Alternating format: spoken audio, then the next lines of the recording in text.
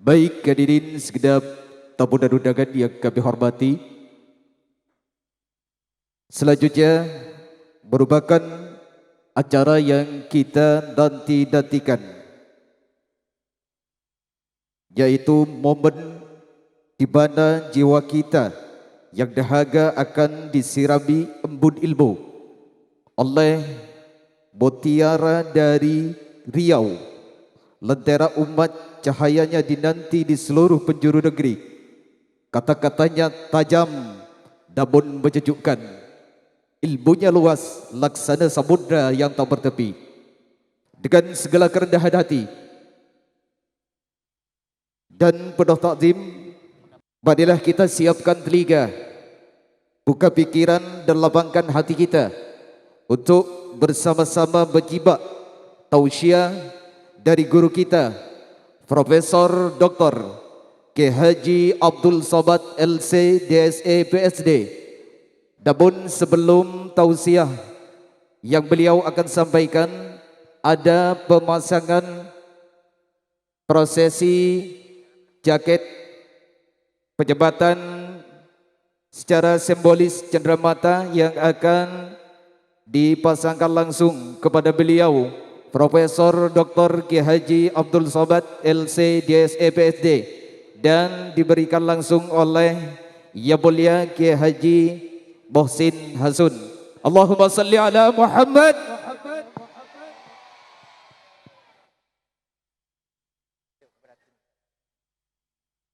Dan kepada tim fotografer kami mohon untuk diabadikan.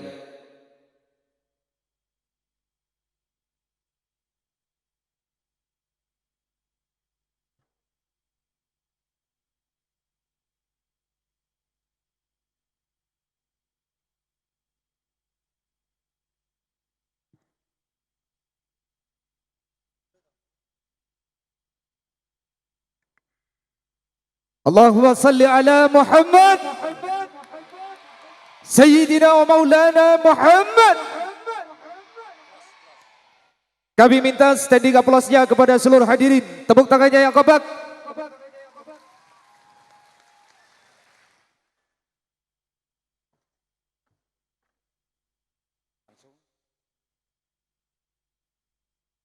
Juga kami mohon jawabannya yel-yel dari Pondok Pesantren Asy-Syarafiyah Berisa Kembang Jeruk. Ketika saya mengucapkan siapa kita, maka jawab dengan serentak santri Asy-Syarafiyah. Ingat, ketika saya mengatakan santri Asy-Syarafiyah, jawab dengan serentak berakhlak, berilmu. Siap? Siapa kita? Siapa kita? Santri Asy-Syarafiyah. Luar biasa.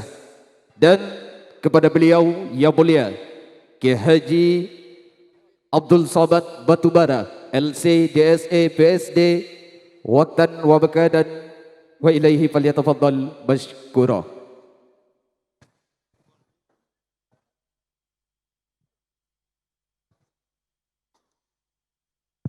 Bismillahirrahmanirrahim. Assalamualaikum warahmatullahi wabarakatuh.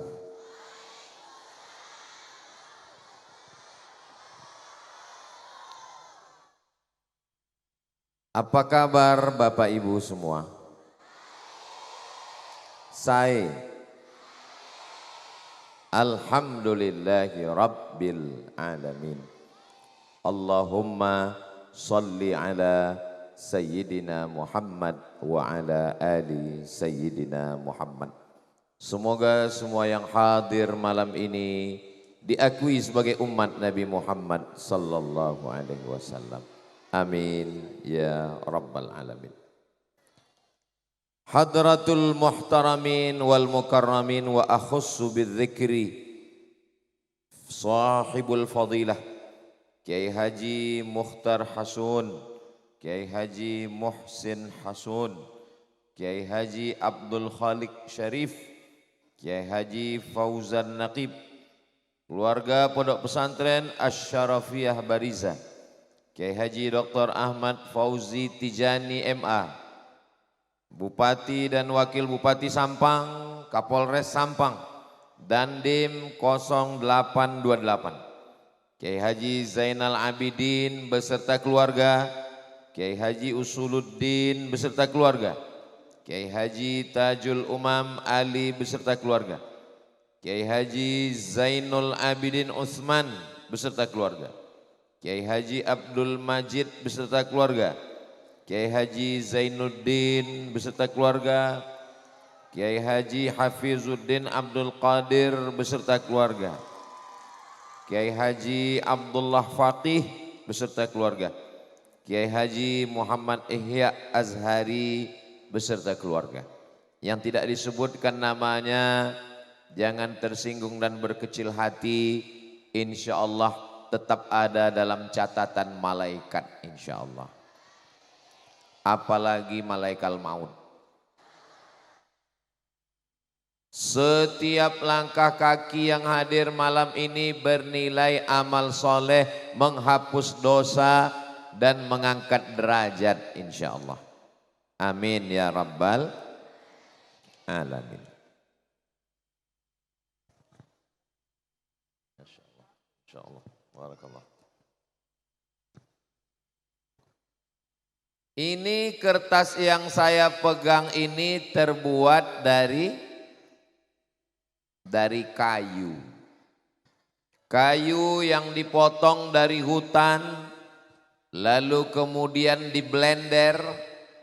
Jangan bayangkan mesin blendernya seperti buat sambal. Blendernya pabrik yang besar. Kayu-kayu besar gelondongan masuk ke dalam mesin di blender, hancur menjadi bubur. Buburnya masih hitam kecoklatan. Lalu kok bisa jadi putih? Dicuci dengan batu kapur.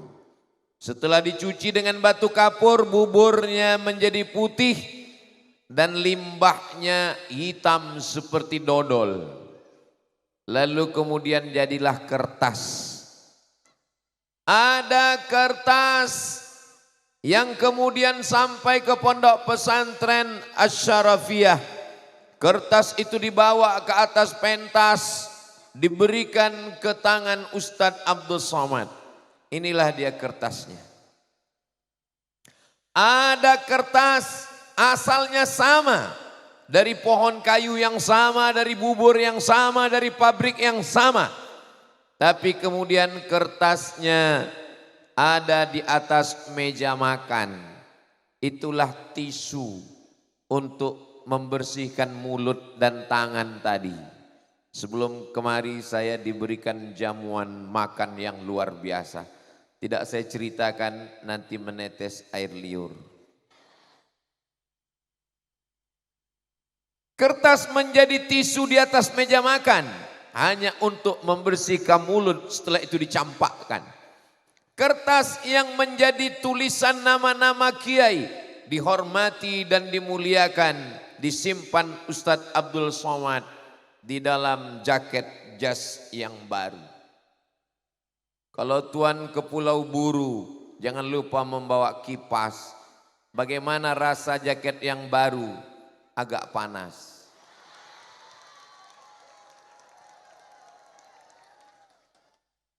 Soalnya Ustadz Somad itu videonya di mana-mana ceramah baju putih terus. Kayak nggak pernah ganti baju.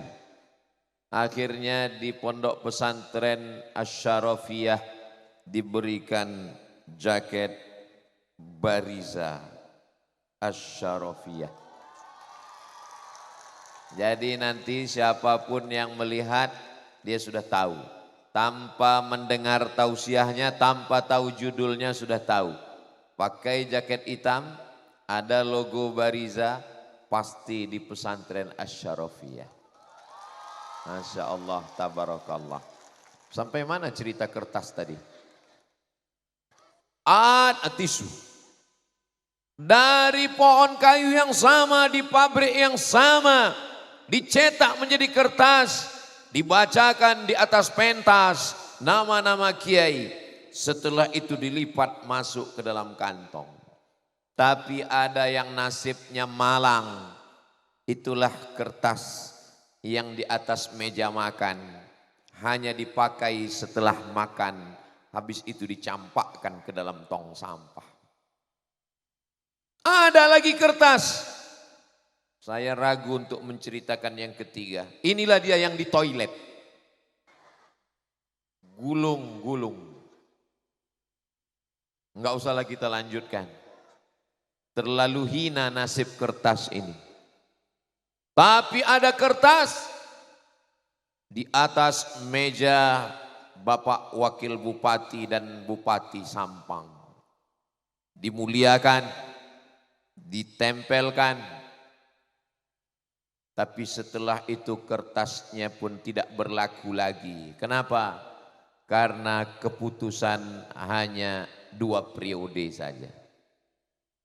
Ada kertas lagi. Itulah yang dipeluk oleh para penghafal Quran yang malam ini di wisuda. Kertas apa? Ijazah tahfiz Quran 30 juz. Kertas itu nanti akan dibawa ke toko bingkai. Setelah dibingkai ditempelkan di ruang tamu. Dan setiap tamu yang melihat akan berdecak kagum. Seperti melihat kucing Anggora. Ada lagi kertas yang di atasnya dituliskan ayat-ayat Allah. Itulah dia. La yamassuhu illal mutahharun. Kertas ini tidak ada yang berani memegangnya. Tidak ada yang berani menentengnya. Karena berarti melecehkan Al-Quran. Kertas ini diletakkan di dada. Kertas ini dicium sebelum dibaca. Kertas ini hanya dipegang oleh orang-orang yang berwudu bersuci duluan. Padahal asalnya sama, padahal pabriknya sama. Tapi kenapa perlakuan berbeda? Bukan karena asalnya, bukan karena kertasnya, bukan karena pabriknya. Tapi karena ada tulisan di dalamnya. Kalau kertas menjadi mulia karena Al-Quran, kalau kertas tidak berani diinjak, dihinakan karena Al-Quran, padahal dia dari kayu di tengah hutan. Apalagi adik-adik yang malam ini di wisuda. Hati kalian isinya Al-Quran. Lisan kalian isinya Al-Quran. Kepala kalian isinya Al-Quran. Telinga kalian mendengarkan Al-Quran. Mata kalian melihat Al-Quran. Maka insya Allah kalian dimuliakan Allah subhanahu wa ta'ala. Kira-kira adik-adik kita yang di wisuda tadi asalnya dengan Abdul Somad asalnya sama atau enggak? Sama, sama-sama dari tanah. Mohon maaf, boleh saya tanya Bapak Ibu hadirin hadirat sekalian? Enggak usah dijawab. Kalau nanti dalam tausiah ini saya dan nanya enggak usah dijawab. Karena nanti saya jawab sendiri. Apakah ada di antara jamaah hadirin hadirat ini yang tercipta dari emas? Enggak ada. Ada yang dari besi? Enggak ada. Kalau ada yang ngaku angkat tangan saya dari besi. Berarti 2 kemungkinan. Pertama Robocop, yang kedua Transformer. Semuanya dari tanah. Yang pejabat dari tanah. Yang orang kaya dari tanah. Yang alim ulama dari tanah. Dari tanah. Berjalan di atas tanah dan kemudian akan mati masuk ke lubang tanah dan akan dimakan cacing tanah. Apa yang disombongkan? Makanya kalau ada jiran, tetangga, kawan, sahabat, satu alma mater, satu sekolah, satu lingkungan, satu kantor, sombongnya luar biasa. Sampaikan, ada salam dari Ustadz Somad. Loh, dia kenal saya? Iya, semua yang sombong kenal dengan dia. Apa kata Ustaz Somad? Kamu dari tanah, berjalan di atas tanah, akan mati masuk lubang tanah, dan akan dimakan cacing tanah. Semua kita akan menghadap Allah. Tapi adik-adik kita tadi yang di wisuda, mereka insya Allah, mereka dimuliakan. Siapa yang paling mulia di antara kita malam ini? Khairukum, orang yang paling mulia. Man ta'allamal Qur'an. Orang yang belajar Quran, membaca Quran, menghafal Quran, memahami Quran, mengamalkan Al-Quran, wa'allamahu. Bukan hanya sekedar mengajar Quran, wa'allamahu, dan mengamalkan Al-Quran. Kita doakan bersama, doa kita insya Allah diijabah oleh Allah Subhanahu wa ta'ala. Malam ini kita lebih dari 40 orang, lebih 400 orang, lebih 4.000 orang. Tadi saya tanya guru kita Kiai Haji Dr. Ahmad Fauzi Tijani, ini saya lihat umat manusia ini, Masya Allah, kanan, kiri, depan, belakang, penuh semuanya. Berapa ini kira-kira jumlahnya? Kiai tidak menjawab, beliau hanya jawab pendek saja, 1 kecamatan.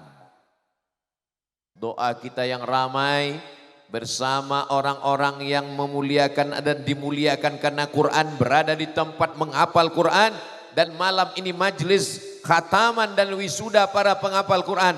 Kita doakan anak-anak kita semuanya menjadi para penghafal Quran yang bermanfaat dunia akhirat insya Allah.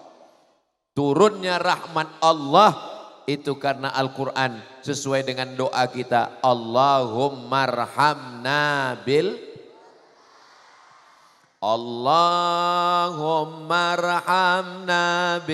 Quran waj'alhu lana imamau wa nuran wa hudaw wa rahmah.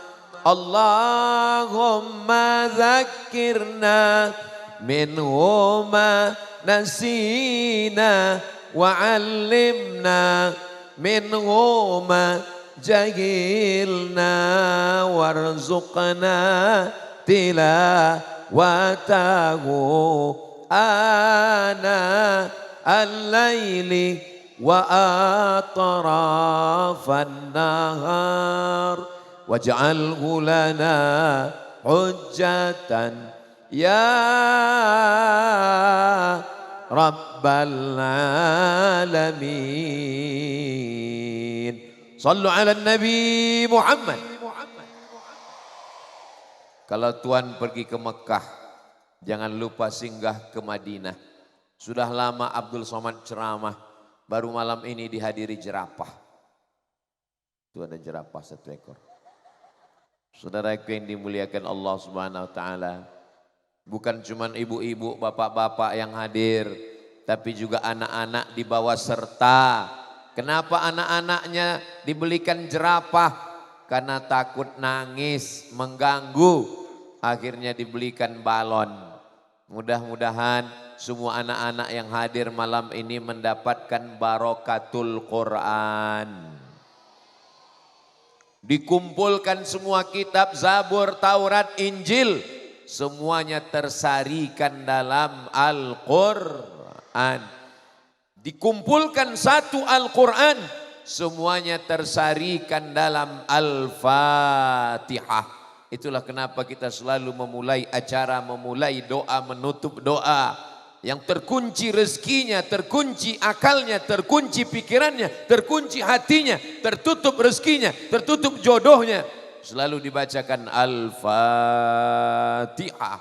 Lalu kemudian di antara ayat-ayat Al-Fatihah itu intisarinya ada pada Bismillahirrahmanirrahim. Rahman dan Rahim, kasih dan sayang. Maka penghafal Quran adalah orang-orang yang penyayang. Kalau mau turunnya rahmat Allah, Al-Quran dibacakan di rumah, turun kasih sayang di rumah. Al-Quran dibacakan di kamar, turun rahmat Allah di kamar. Al-Quran dibacakan di pondok, turun rahmat Allah di pondok.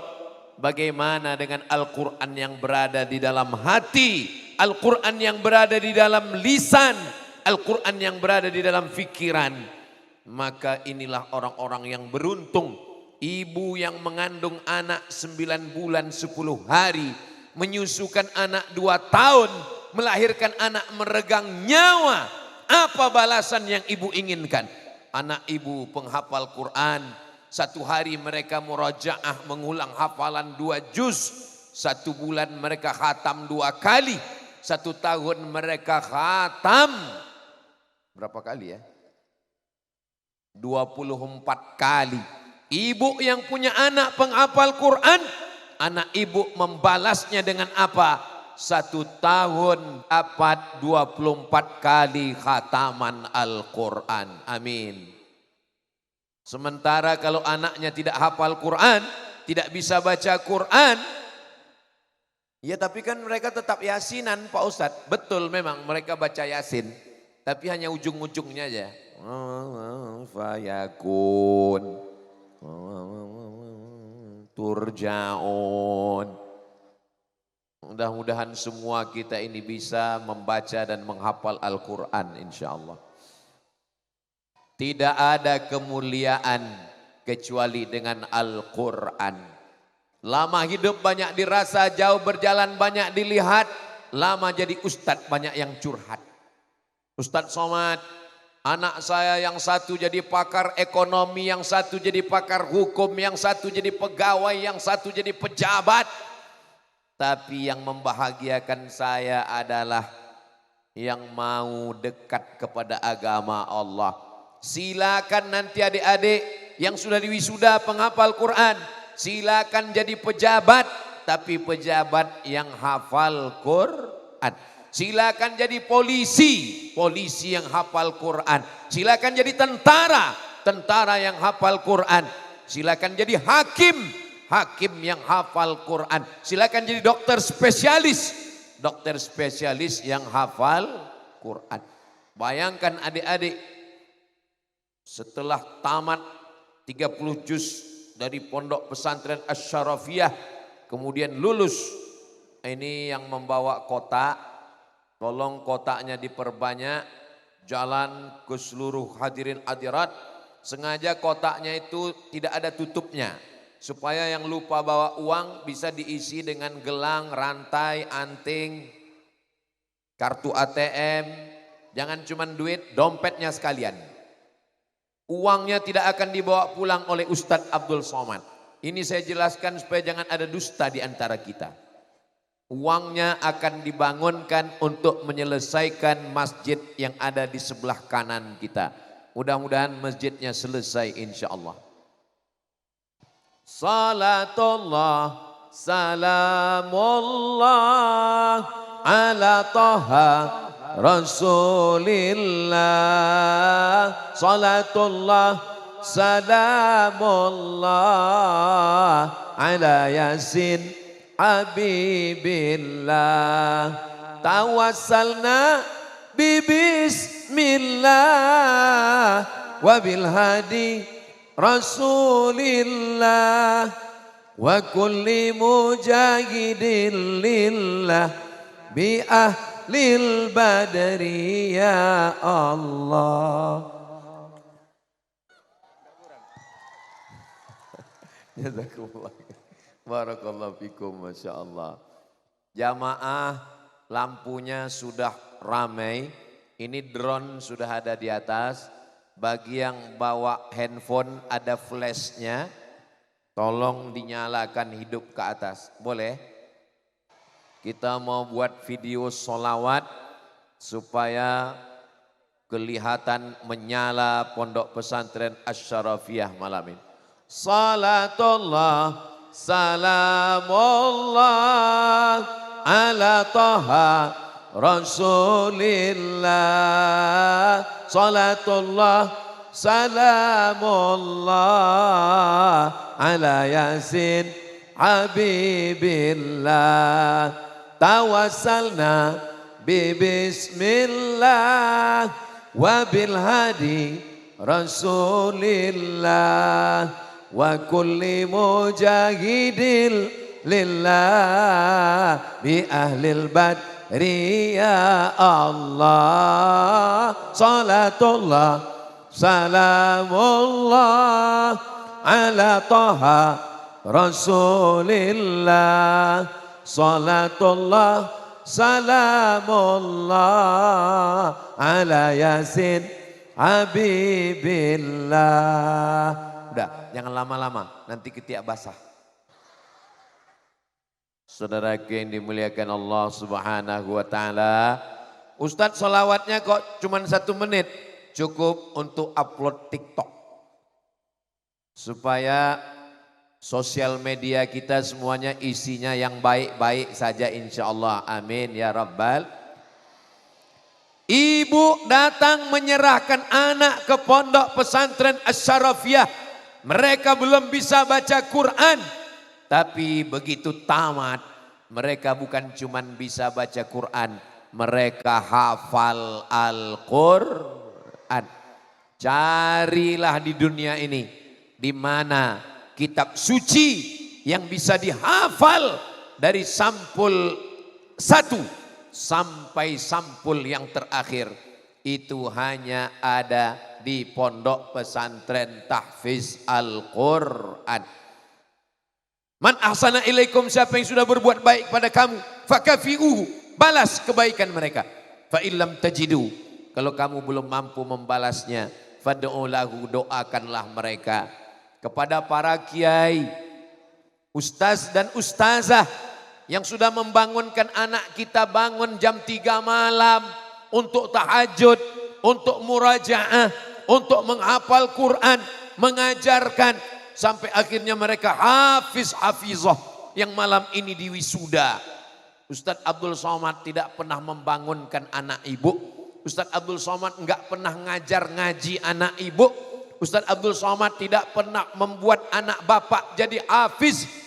Tapi giliran wisudanya berikut ini pemakaian sorban oleh Ustadz Abdul Somad.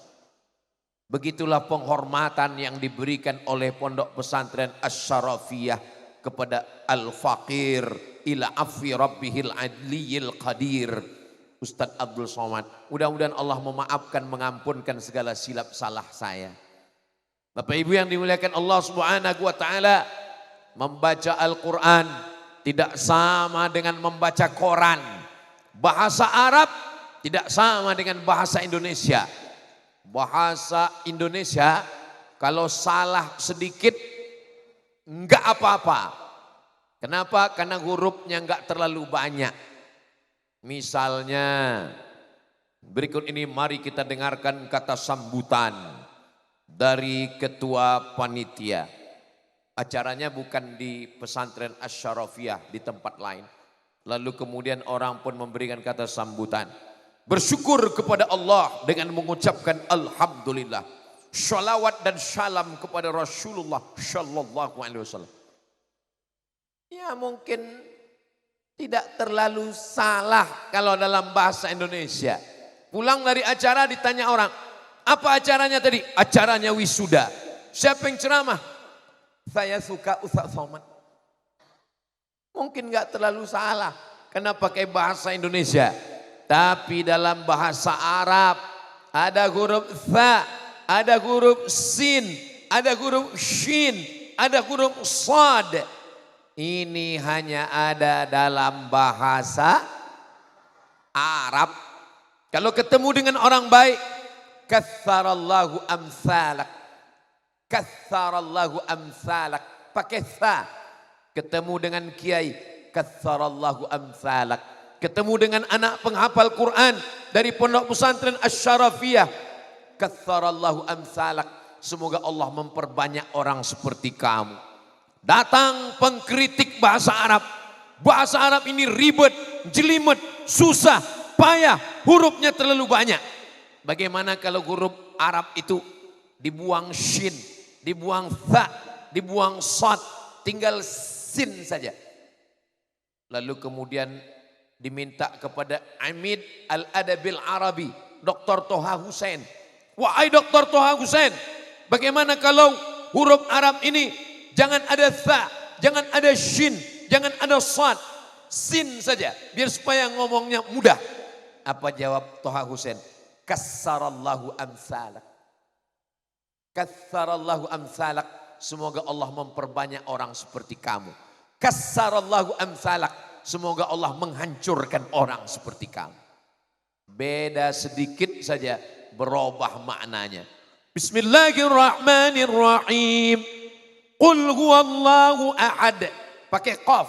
Qul huwallahu ahad. Katakan Allah itu esa. Tapi kalau tidak betul hurufnya, dibacanya pakai kaf. Qul huwallahu ahad. Makanlah Allah itu esa.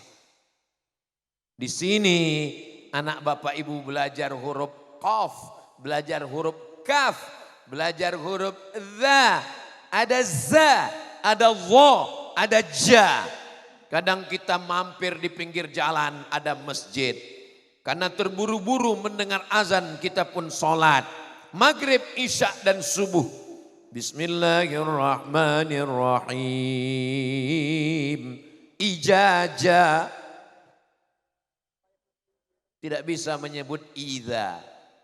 Selesai sholat, assalamualaikum warahmatullah, assalamualaikum warahmatullah. Kita pun komplain kepada jamaah. Bapak tinggal di sini? Iya.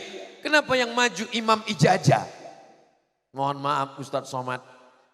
Karena imam ijazah itulah ada sholat di sini. Andai beliau tidak ada, sudah tidak ada lagi sholat di masjid ini. Majunya ke depan karena memang tidak ada lagi yang bisa membaca Al-Quran. Membaca Al-Quran dengan hurufnya. Rubbatalil Quran. Berapa banyak orang yang membaca Al-Quran. Wal Quranu yal'anuh. Dilaknat oleh Quran. Baca Quran tapi dilaknat Quran. Kenapa? Karena salah baca Quran. Alhamdulillah Ustaz Somad. Saya enggak pernah salah baca Quran. Kenapa? Karena memang enggak pernah baca Quran. Salah baca Quran karena baca Quran enggak apa-apa. Proses belajar. Tapi enggak pernah salah baca Quran karena tidak pernah membuka Al-Quran. Jangan-jangan kelopak matanya kalau diperiksa, buka Quran seumur hidup hanya 3 kali. Yang pertama waktu ngaji, yang kedua akad nikah, yang ketiga sakratul maut enggak mati-mati. Tapi insya Allah anak kita, anak ibu, anak bapak, nanti setelah tamat banyak santri di pondok pesantren bangun tahajud, bangun witir, baca Quran, ngapal Quran, murajaah. Tapi setelah keluar pondok seperti kuda lepas kandang. Karena tidak lagi ada kontrol, karena tidak ada lagi kiai, karena tidak ada lagi pengawasan. Ingat adik-adikku sekalian, memasukkan Al-Quran ke hati dan pikiran itu susah. Maka jangan sampai dia lepas. Ibarat berburu ke tengah hutan, menangkap kijangnya payah. Setelah dapat, tolong ikat dia. Tidak ada hari tanpa murajaah. Selamat datang rombongan Haji Her. Masya Allah, apa kabar Haji? Sehat? Barakallah, barakallah, barakallah, barakallah fikum. Tidak ada hari tanpa menghafal Al-Quran. Kunci daripada menjaga hafalan Quran adalah murajaah. Orang yang hafal Quran disiplin. Sekali dia longgar murajaah, hilang hafalan. Menghafalnya setengah mati, menghilangkannya sesuka hati. Maka jangan sampai tidak murajaah. Konsisten, disiplin. Saya tidak akan keluar rumah sebelum murajaah. Saya murajaah sebelum subuh. Ketika pikiran masih fresh, ketika akal masih sehat, ketika hati masih bersih, belum tercampur terkontaminasi dengan apapun, jangan keluar rumah sebelum murajaah. Jangan ketemu orang sebelum murajaah. Jadi hafalan Qur'annya juru dijaga. Tapi kalau sudah molor sekali, nantilah murajaah zuhur, nantilah murajaah asar, nanti murajaah maghrib, nanti murajaah isya, nanti murajaah sebelum tidur malam. Berawal dari keteledoran, berkelanjutan dengan kealpaan dan kesalahan kekeliruan. Akhirnya kita melalaikan Al-Quran. Jadi pertama adalah belajar makharijub Al-Quran. Setelah itu membaca Al-Quran.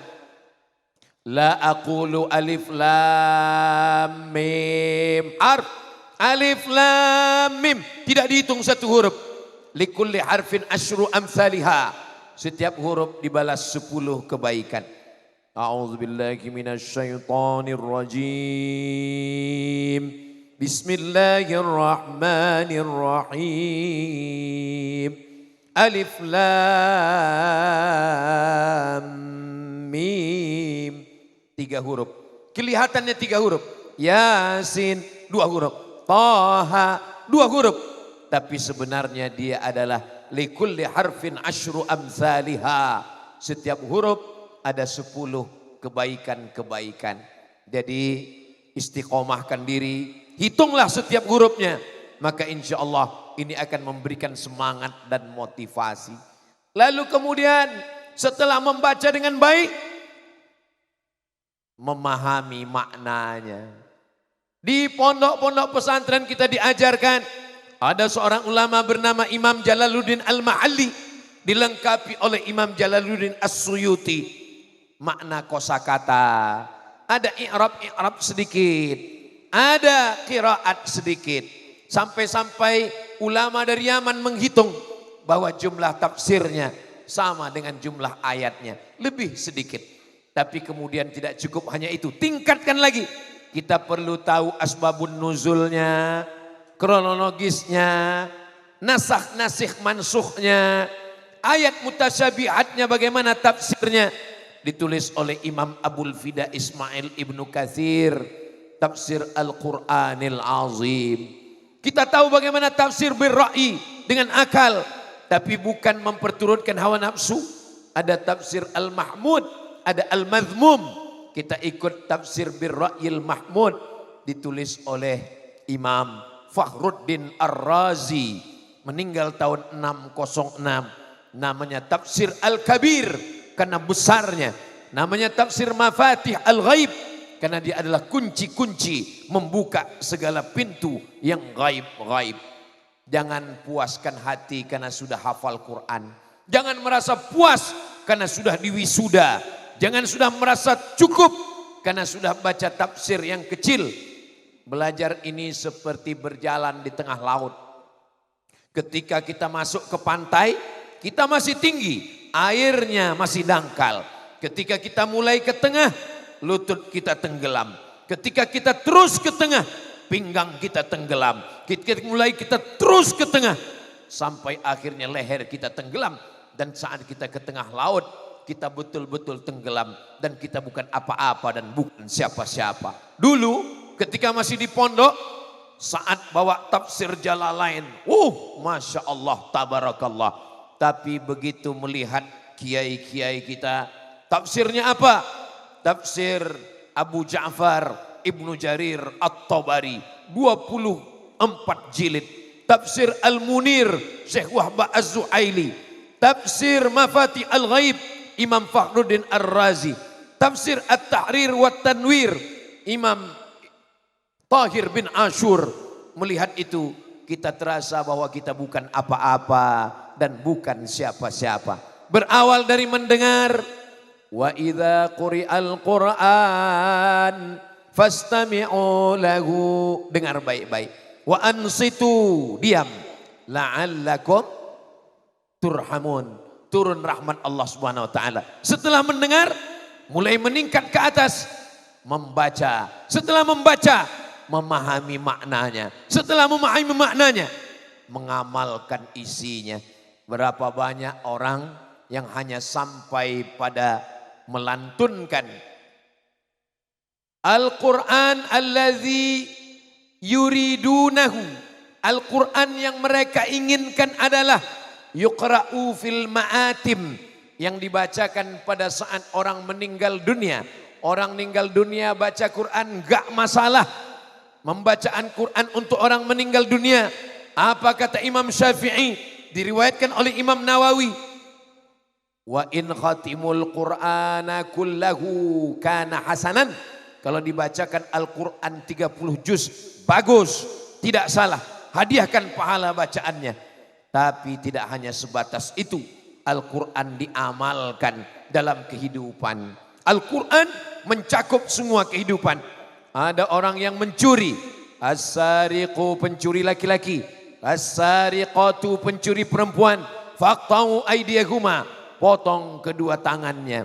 Berzina, az-zaniyatu, pezina perempuan, waz-zani, pezina laki-laki, fajlidu kulla wahidin minhuma mi'ata jaldah, cambuklah mereka 100 kali.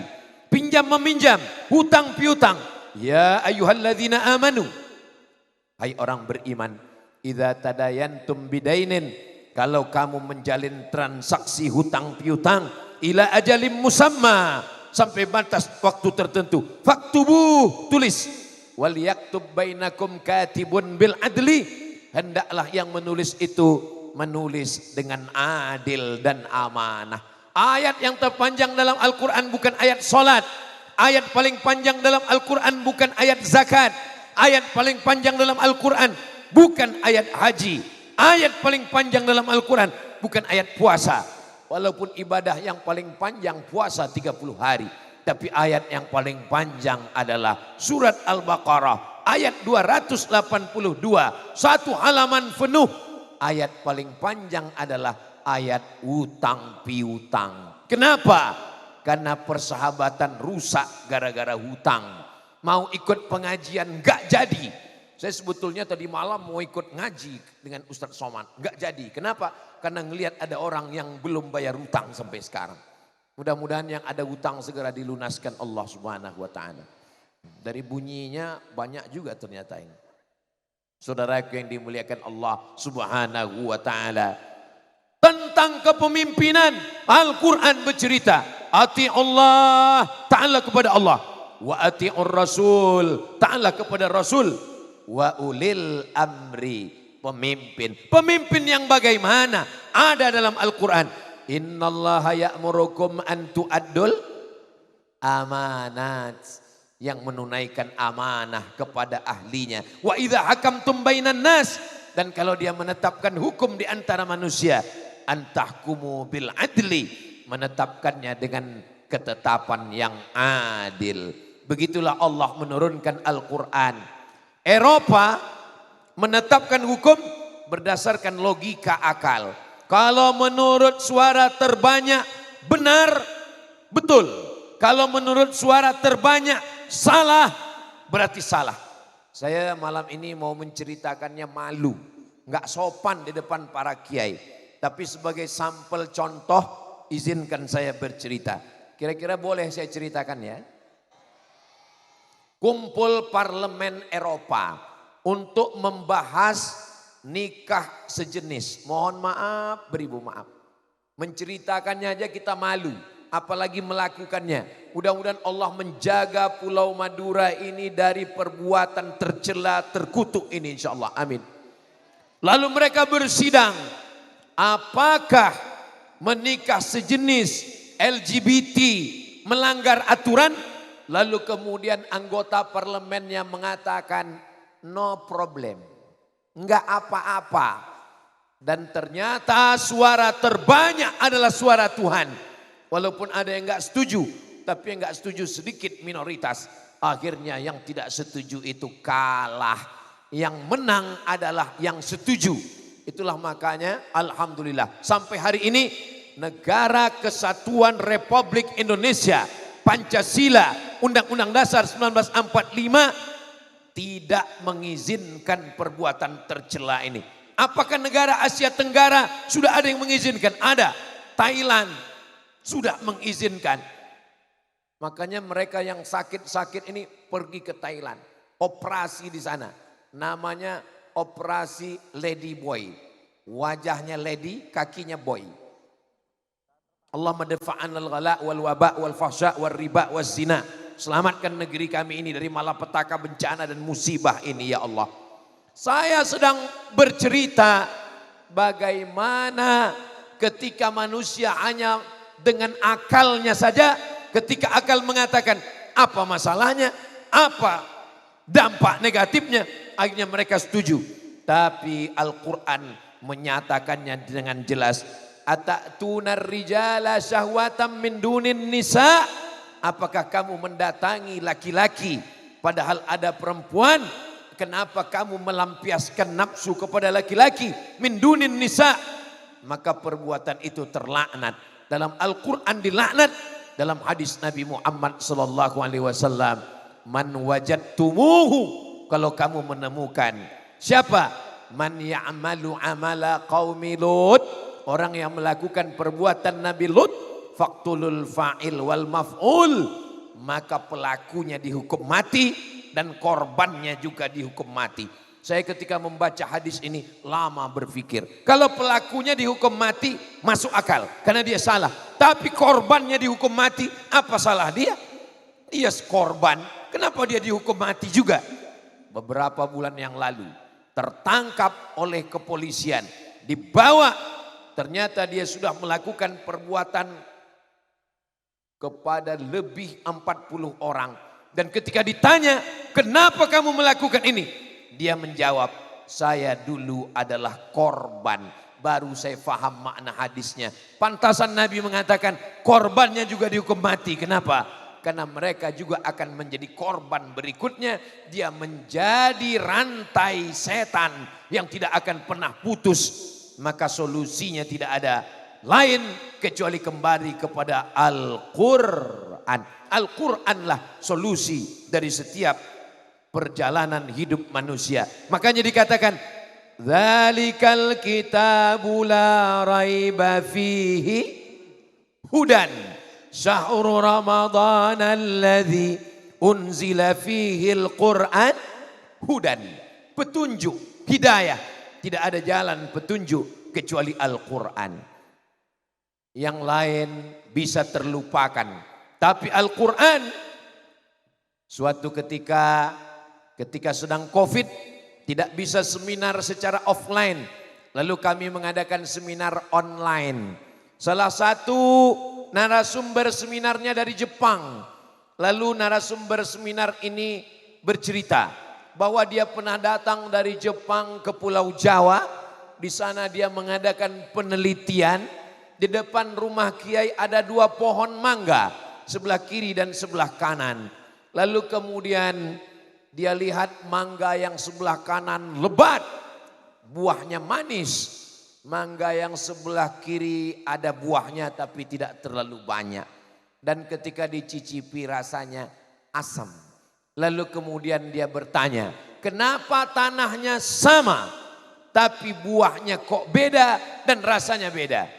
Ternyata kiai sedang membuat percobaan. Di mangga yang sebelah kanan, kalau lewat mau pergi sholat dia baca Quran, mau pulang dia baca Quran. Sedangkan yang ini tidak pernah dibacakan sama sekali. Ternyata pohon mangga pun mendapatkan rahmat dengan Al-Quran. Allahumma arhamna bil Quran. Kalau yang bercerita orang Indonesia mungkin ada yang tidak percaya. Tapi yang bercerita orang Jepang, seminar, narasumber internasional, dia meyakini itu. Dan ternyata yang menunjukkan mukjizat Al-Quran tentang air, Al-Quran dibacakan ke air, ternyata air itu hidup. Dan ditulislah satu buku judulnya The Miracle of Water. Tulisannya cari di Google, www.google.com, tulis di situ Miracle of Water. The Miracle of Water, keajaiban air, yang menulis orang Jepang. Tulis Miracle of Water, habis itu enter, habis itu klik image gambar.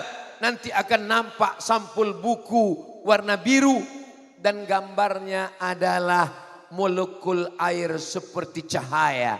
Mereka tidak percaya dengan agama, tapi mereka penasaran. Apakah air ini kalau dibacakan Al-Quran ada efeknya?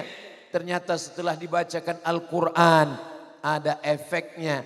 Dan sekarang orang di internet mengejek ulama yang membacakan ayat Al-Quran kepada air. Air dibacakan Al-Quran, muncul molekul cahaya dan air diminum. Dan tubuh kita ini juga isinya air. Di dalam badan saya ada air, di dalam badan ibu ada air, di dalam tubuh bapak ada air. Kalau air ini tumpah, kita mati. Air itu bernama darah. Maka darah kita juga merespon ketika dibacakan ayat-ayat Al-Quran. Makanya kalau ada orang sakit, dibacakan ayat Al-Quran. Kapan dicoba? Nanti malam. Nanti malam kira-kira terdengar azan subuh. Bapak belum juga bangun, ibu tes bacakan Al-Quran. Bismillahirrahmanirrahim. Yasin. Ibu siap? Insya Allah Bapak siap-siap nanti subuh. Saudaraku yang dimuliakan Allah Subhanahu wa taala, kenapa pohon kayu bisa merespon? Ternyata pohon kayu isinya adalah air. Itu makanya kulit kayu kalau dipotong, pohon kayu akan mati. Kenapa? Karena akarnya mengisap air dari tanah dan airnya tidak bisa sampai ke atas. Mati di tengah jalan. Jadi Al-Quran tidak hanya untuk manusia, bermanfaat untuk semesta alam. Begitulah Allah Subhanahu wa taala. Ada seorang ulama di Mesir bercerita tentang orang yang akan dioperasi, dan sebelum dioperasi orang ini takut mati. Maka dia katakan, operasilah saya tapi izinkan saya membaca Al-Quran ketika jarum suntik itu masuk ke tubuh saya, dan ketika dia masuk ke dalam darah, dari darah mengalir ke jantung, saya dalam keadaan membaca Al-Quran.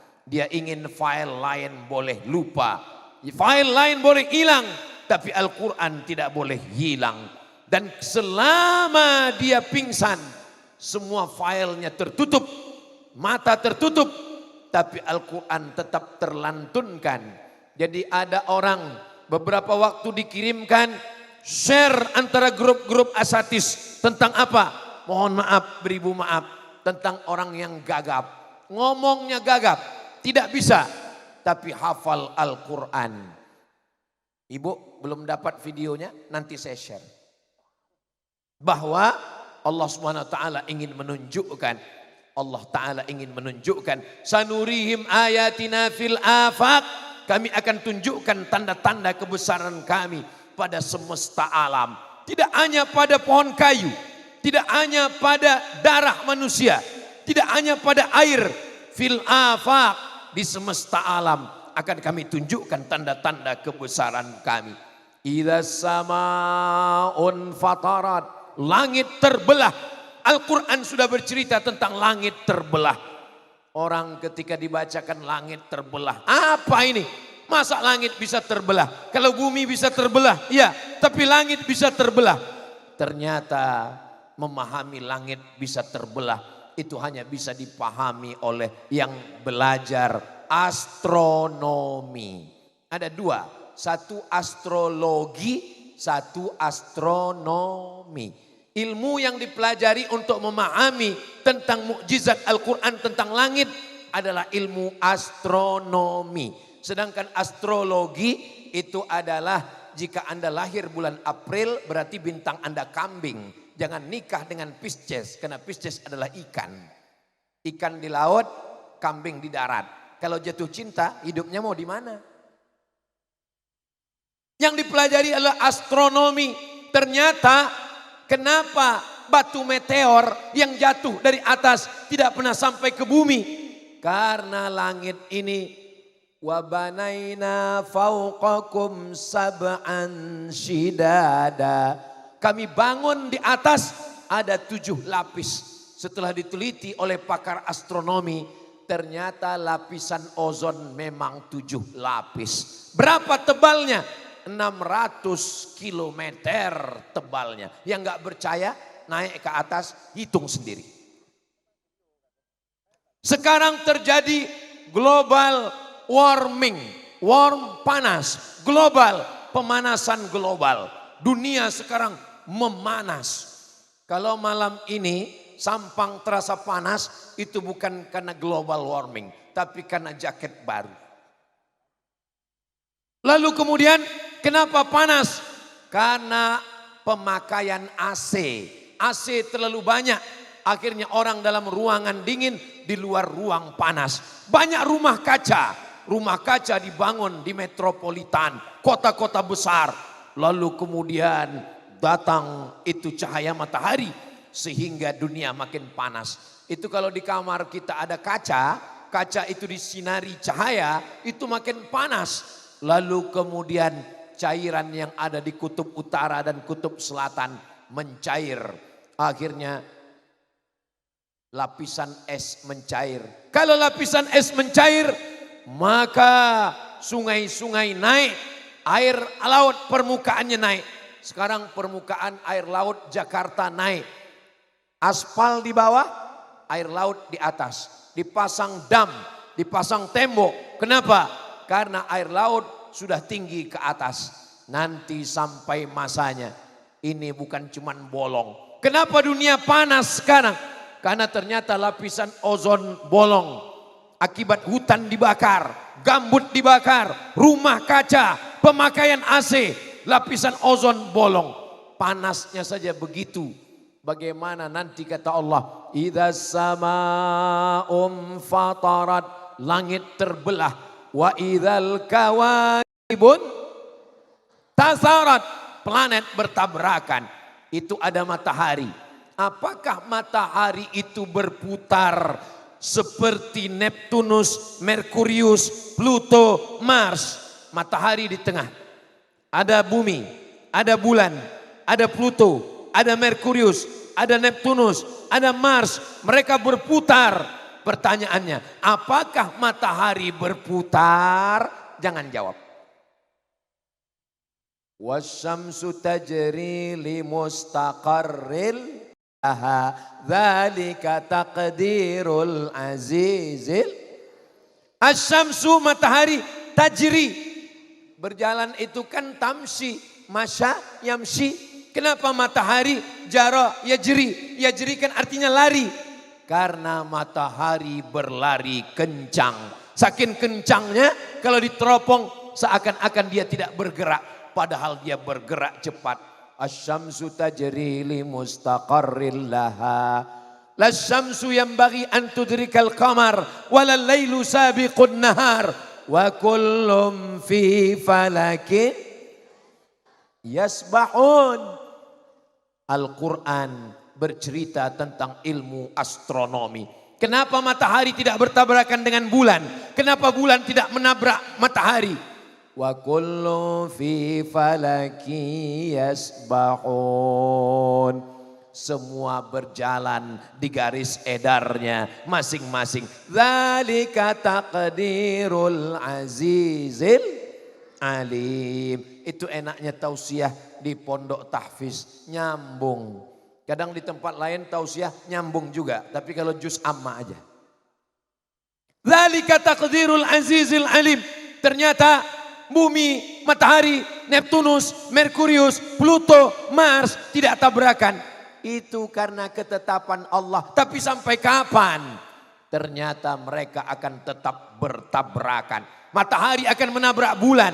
Neptunus akan menabrak bumi. Yang tidak tabrakan itu apa? Aku dan kamu. Wa kullum fi falaki yasbahun. Sampai masanya nanti bertabrakan. Wa idzal kawakibun tasarat wa idzal bi'aru fujirat. Ketika lautan diledakkan, kita naik ke atas, prepare for landing. Ladies and gentlemen, kepala Bukudis tempel semen. Prepare for landing. Siap-siap kita akan landing di Juanda. Dari jauh sudah terlihatan Surabaya. Lalu kemudian ada pulau cantik, indah. Ada Pulau Madura, ada Pulau Lombok, ada Pulau Bali, ada Pulau Sumbawa. Pulau yang begitu cantik dan indah. Satu sisi indah, tapi ingat, wa idzal biharu fujirat, ketika lautan diledakkan, sampai masanya nanti lautan ini meledak dan semua yang di laut naik ke darat. Orang Jepang yang memberi nama air yang di laut naik ke darat, namanya tsunami. Pakai huruf tsa, tsunami. Sampai masanya daratan ini akan hancur.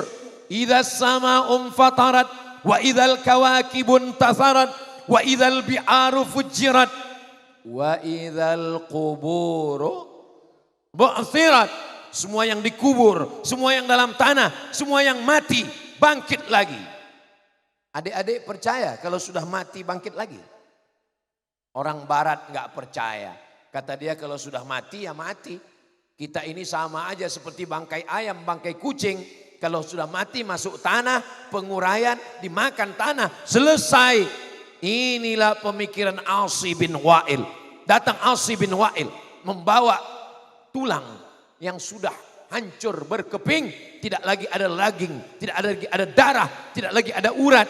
Dia tanya kepada Nabi Muhammad sallallahu alaihi wasallam, "Ayuhyi rabbuka hadzal 'idhama ba'dama baliya wa ramma?"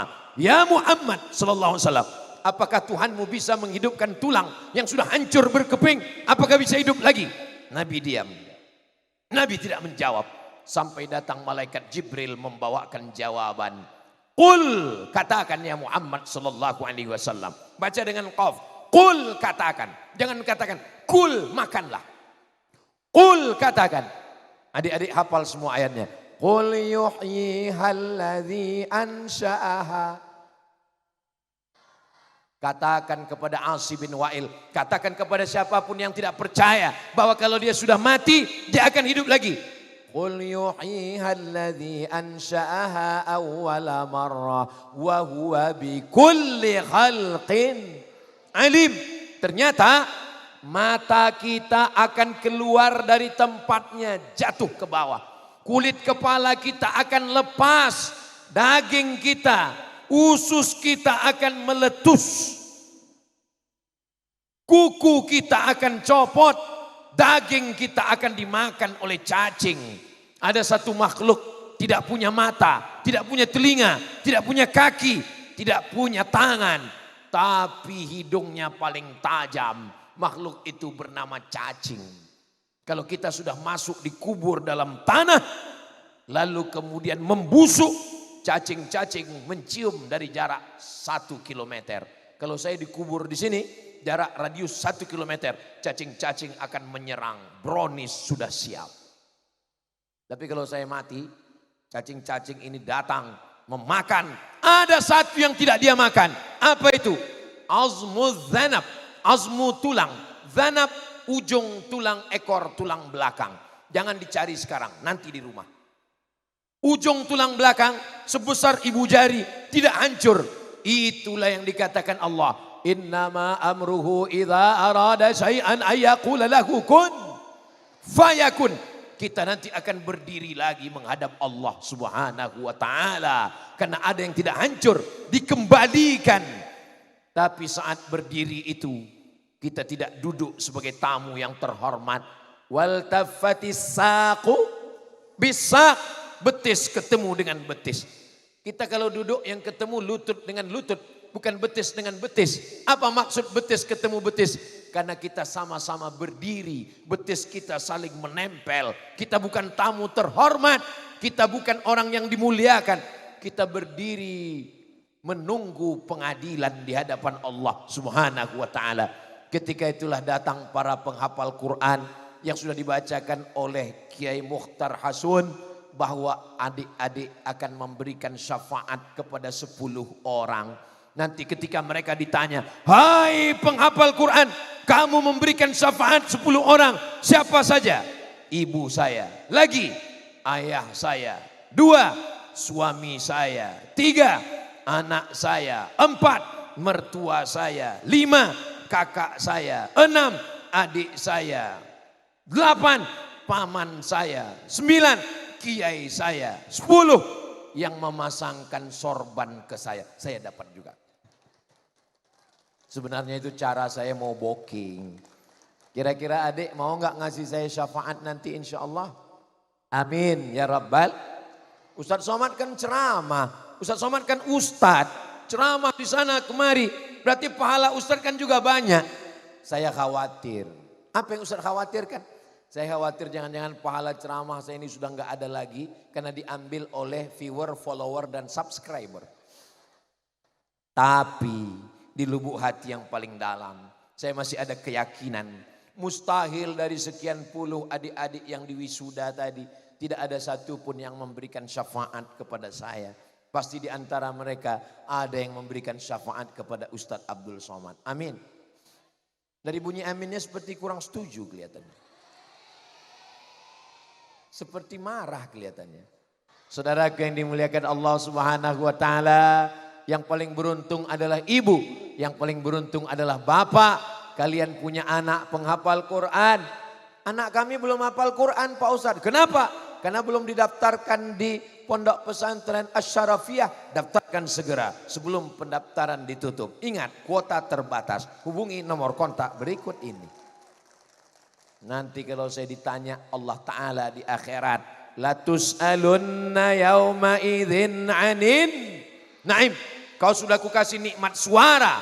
Kau sudah kuberi nikmat kesempatan untuk mengajak umat. Pernahkah kau ajak umat untuk mendaftarkan anaknya ke pondok pesantren tahfiz? Aku sudah menyampaikan ya Allah. Apakah mereka daftar? Enggak tahu. Insya Allah. Yang sudah saya kasih tahu mendaftar, alhamdulillah. Yang sudah saya kasih tahu enggak mau daftar, innalillah. Kalau anak di luar pondok ada narkoba, ada zina, ada penjahat, ada LGBT, ada ganja, ada sabu-sabu, ada aliran sesat, ada khawarij, ada syiah, ada murjiah. Tapi ketika dia belajar di pondok, akidahnya adalah akidah Imam Abul Hasan Al-Asy'ari, ahli sunnah wal jamaah. Dia baca kitab fikih. Fikihnya bermazhab Syafi'i. Tasawuf, tasawufnya adalah tasawuf sunni. Imam Abu Hamid Al-Ghazali, Ihya Ulumuddin. Tiba-tiba terasa semut kok menjalar di kaki saya naik ke atas. Saya tengok jam, rupanya saya sudah ceramah 1 jam. Tadi saya berdiri jam 9 kurang 10, sekarang sudah jam 10. Ini menurut kode etik sudah melanggar kode etik. Karena Ustaz Somad di mana-mana ceramah 60 menit. Kecuali di pesantren Asy-Syarafiyah itu 63 menit. Kenapa lebih? Karena baru saja dikasih jaket alma mater alumni. Saudara yang dimuliakan Allah Subhanahu wa taala, nanti masuk surganya enggak sendirian, rame-rame. Wasiqal ladzina taqaw rabbahum ilal jannati zumara. Hai para penghafal Quran, hai para ahlullah, hai para ahli Al-Quran, silakan kamu masuk. Maka insya Allah keluarga besar Asy-Syarafiyah masuk surga karena syafaat Al-Quran. Iqra'ul Quran, bacalah Al-Quran, fa innahu ya'ti yaumal qiyamah. Quran akan datang pada hari kiamat, syafi'an li ashabih, memberikan syafaat kepada orang yang membacanya. Apa makna syafi'an li ashabih? Dia memberikan syafaat kepada ashabih. Ashabih itu 3. Yang pertama, menjaga huruf-hurufnya, idgham, ikhfa, gunnah, qalqalah. Yang kedua, menjaga hukum-hukumnya, halal, haram, makruh, mubah. Yang keempat, mengamalkan dan mengajarkannya. Mudah-mudahan kita semua termasuk yang mendapatkan syafaat itu insya Allah. Akhirnya saya ucapkan tahniah, selamat kepada para wisudawan dan wisudawati penghafal Quran Pondok Pesantren Asy-Syarafiyah. Mudah-mudahan bermanfaat untuk umat dan bangsa. Terima kasih segala perhatian. Mohon maaf segala kesilapan dan kekhilafan. Aqulu qauli hadza astaghfirullah li wa lakum. Saya tutup dengan pantun penutup. Menangkap puyuh di Bukit Selasih. Thank you dan terima kasih. Wassalamualaikum warahmatullahi wabarakatuh.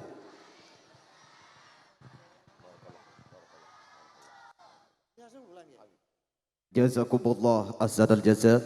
Kami haturkan kepada guru kita semua, Profesor Dr. Kiai Haji Abdul Somad LC DSA PhD, yang telah berkenan memberikan wejangan rohani kepada kita sekalian. Semoga beliau senantiasa dipanjangkan umurnya oleh Allah Subhanahu wa taala, dan semoga apa yang telah beliau sampaikan, setiap untayan dan nasihat yang telah beliau sampaikan menjadi cahaya yang menerangi langkah kita ke depan. Amin ya rabbal alamin.